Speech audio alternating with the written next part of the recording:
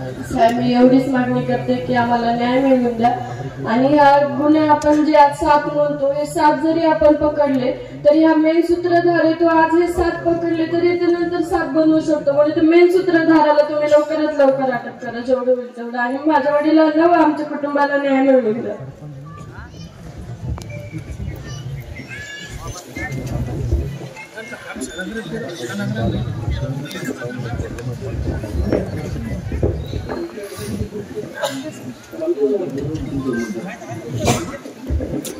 आदरणीय साहेब, आपण या सांगून देखील एक नसल्या पीळ पडतो की आपण कुठल्या जगात आहोत हे कळत नाही। इथे येताना प्रत्येक वेळेस इमोशनल होण्याची गरज नाही, ऑटोमॅटिकली होते। एवढं लहान मुलगी पण मागणी करते,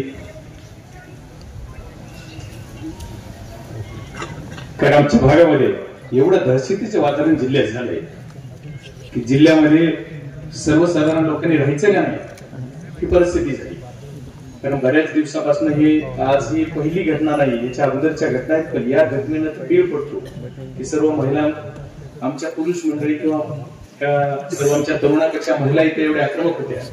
त्या महिलांच्या बाबतीत महिलांनी खरी वाचा फोडली या प्रकरणाला।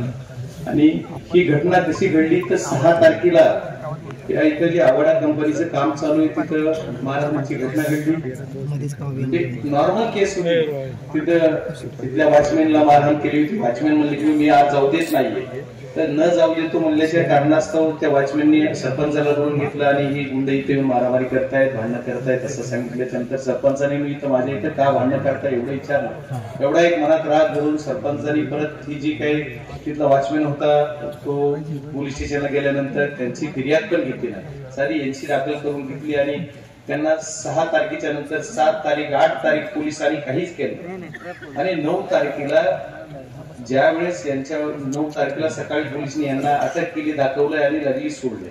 मग पोलीस यंत्रणेमधलेच माणसं त्याच्याबद्दल बिलकुल सामील आहेत असं माझं स्वतःचं सुद्धा मत आहे। सर मी खोलात गेल्यानंतर मी मागे पण मी दिल्लीला सेशनला असल्यानंतर मला जेवढी घटना कळाली तेव्हापासून 3:30 ते 4 वाजल्यापासून एसपी साहेबांशी कॉन्टॅक्ट करत होतो। तसं जर विचार केला तिथं महाजन साहेबांनी काही आरोपी पकडायचा प्रयत्न केला, म्हणजे पाटील नावाचे PSI होते, त्यांनी प्रत्यक्ष आरोपी बरोबर बऱ्याच वेळ चहा पाण्याची व्हिडिओ व्हायरल झाले। आता काल मुख्यमंत्री महोदयांनी पण सांगितलंय की मी मुळापर्यंत जाणार, पण मुळापर्यंत जाणार कधी हा प्रश्न आहे। आज 13 दिवस झाले तरी आमच्या आरोपी जो मुख्य आहे त्याला अटक होत नाही।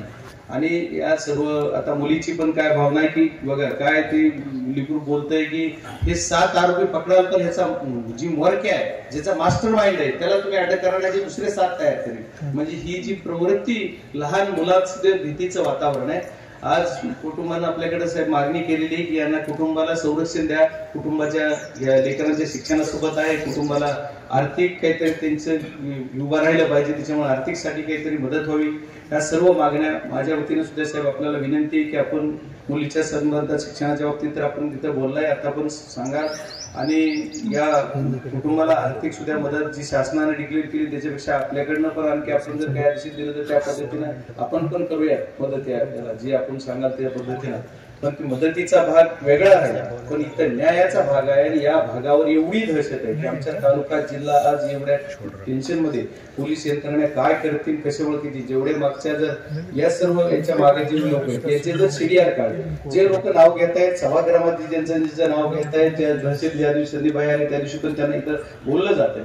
आज आता आमचे गोकुळ अप्पा पण तिथं बोलले की मला पण असं म्हणले की तुम्ही जर घरापर्यंत आज तरी आम्ही बाहेर येऊन मारवलंय, आज तुमच्या घरात येऊन मारू। एवढी जर वाईट परिस्थिती आमच्या या जिल्ह्यात या तालुक्यात या मतदारसंघात असं खूप वाईट आहे। त्याच्यासाठी तुमची सर्वांची आशीर्वादाची आणि आम्हाला संरक्षणाची गरज आहे। तुम्ही सर्वजण संरक्षण हे तर मागताय संरक्षण, आमच्यासारख्या लोकप्रतिनिधीला सुद्धा वागणं मुश्किल आहे। कारण आज आम्ही बोलतोय तर बोलल्याच्या नंतर आम्हाला सुद्धा टार्गेट केलं जाणार आहे, पण ठीक आहे आमचं काय व्हायचं देऊ देत, पण या गोरगरीब जनतेचा प्राण वाचला पाहिजे हा सर्वात महत्वाचा विषय। त्याच्यासाठी आपण सर्वांनी ताकद लावू, त्या तपास फास्ट ट्रॅकवर झालाच पाहिजे, पण याचा फास्ट ट्रॅकवर तपास होण्यासाठी अगोदर आरोपी अटक झाले पाहिजे। की आरोपी अटक होत नाही. याच्यासाठी मुख्यमंत्र्यांना आपण स्वतः जातीनं बोलू. मुख्यमंत्र्यांनी सभागृहात घोषणा करून होणार नाही तर एवढ्या दिवस झाला अटक नाही. आणि जे कुठले ह्या प्रकरण सगळं खंडणीशी येऊन भेटतंय, त्या खंडणीशी घेऊन भेटल्यानंतर हे सगळे 302 मध्ये सुद्धा हेच आरोपी आहेत का, याचा तपास झाला पाहिजे, त्यांना त्याच्यात ऍड झाले पाहिजे. जर हे झालं तरच आपल्याला खरा न्याय मिळत, नाही तर अन्यथा खरा न्याय मिळणार नाही. याच्यासाठी आपण सर्वांनी ताकदीनं तुम्ही उभा राहा एवढी माझी विनंती आहे. आदरणीय लंके साहेब 2 मिनिट.